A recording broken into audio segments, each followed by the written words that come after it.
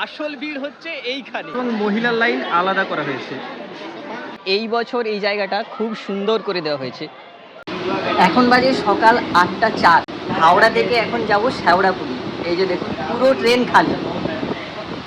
এই মুহূর্তে কিন্তু ট্রেনে কেউ নেই। ফাইনালি 10 টাকার বিনিময়ে পৌঁছে গেলাম হাওড়া থেকে শেওড়াফুলি জংশন। কিন্তু এখানে এই মুহূর্তে কেউ নেই, সবাই কিন্তু জল ঢালতে বেরিয়ে চলে গেছে। এখন যেহেতু বাড়ি থেকে যারা বাঁক নিয়ে আসবেন না, এখানে কিন্তু অনেক দোকান রয়েছে।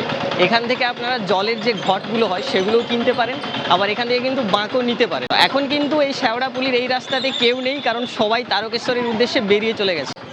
এই যে এখানে অনেকগুলো দোকান রয়েছে, এই দোকানগুলো থেকে আপনারা কেনাকাটা করতে পারেন। এখান থেকে বাবার মাথায় জল ঢালার জন্য ড্রেসও পাওয়া যায়, আর এই ঘট বা যে কলসিগুলো সেগুলো কিন্তু কিনতে পাওয়া যায়। শেওড়াফুলিতে অনেকগুলো ঘাট রয়েছে, এখান থেকেও জল তুলে আপনারা নিয়ে যেতে পারেন, অথবা সরাসরি যদি বলেন নিমাই তীর্থ ঘাট থেকে জল তুলব, সেটাও কিন্তু আপনারা করতে পারেন। আর প্রায় প্রত্যেকটা দোকান রয়েছে,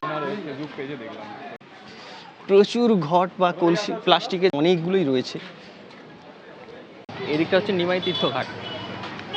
তো বন্ধুরা, চলে এলাম নিমাই তীর্থ ঘাটের সামনে। এদিক দিয়ে কিন্তু তারকেশ্বর যাওয়ার জন্য সবাই জল তুলে থাকে। এবছর কিন্তু ব্যবস্থাপনা খুব ভালোই হয়েছিল, কোনো বছর কিন্তু এই ধরনের ব্যারিকেডগুলো থাকে না।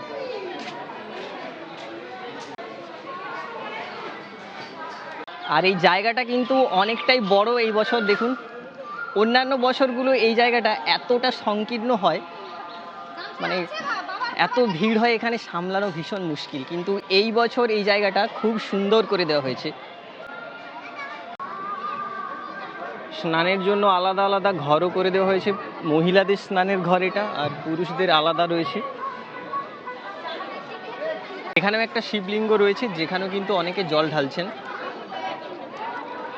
এই যে নিমাই তীর্থ ঘাটে সেই জল তোলার যে জায়গাটা, সেটা এখানে কিন্তু এখনও অনেকেও স্নান করছেন এবং বাবার মাথায় জল ঢালার জন্য জল তুলছেন এখান থেকে। এখনও কিন্তু এই নিমাই তীর্থ ঘাটের এই জায়গা থেকে অনেকেই জল তুলছেন, জল ঢালছেন। তারকেশ্বরে তো যাই। এখন যেহেতু সবাই নিমাই তীর্থ ঘাট থেকে জল তুলে বাবার মাথায় জল ঢালার জন্য চলে গেছেন রাস্তাতে, তো রাস্তা দিয়ে কিন্তু এখন অনেকেই হেঁটে চলেছেন। সেই কারণে এখান থেকে সরাসরি চলে যাব তারকেশ্বর, কারণ এই রাস্তা দিয়ে যদি এখন হেঁটে যাই, ভক্তদের যে ভিড়টা সেটা কিন্তু এখন পাবো না। তাই এখন আমরা সরাসরি এই নিমাই তীর্থ ঘাট থেকে চলে যাচ্ছি সরাসরি তারকেশ্বর।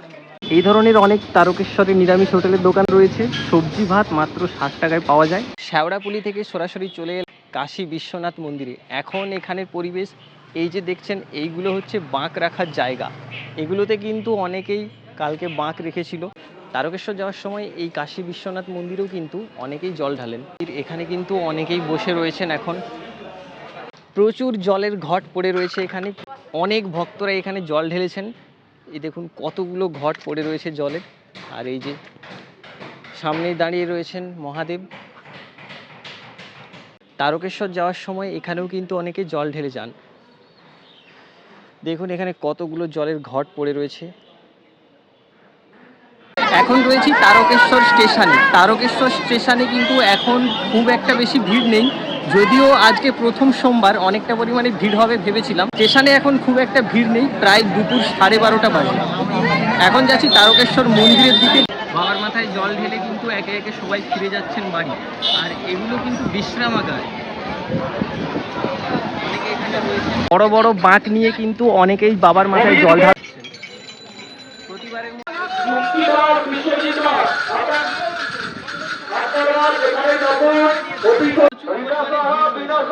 অনেকে কিন্তু বাবার মাথায় জল ঢালার, হয়তো দুপুর 12:30 পেরিয়ে গেছে, আর ভিড় হবে না, কিন্তু আসল ভিড় হচ্ছে এইখানে। এবারে সব থেকে ভালো যে সিস্টেমটা, পুরুষ এবং মহিলার লাইন আলাদা করা হয়েছে।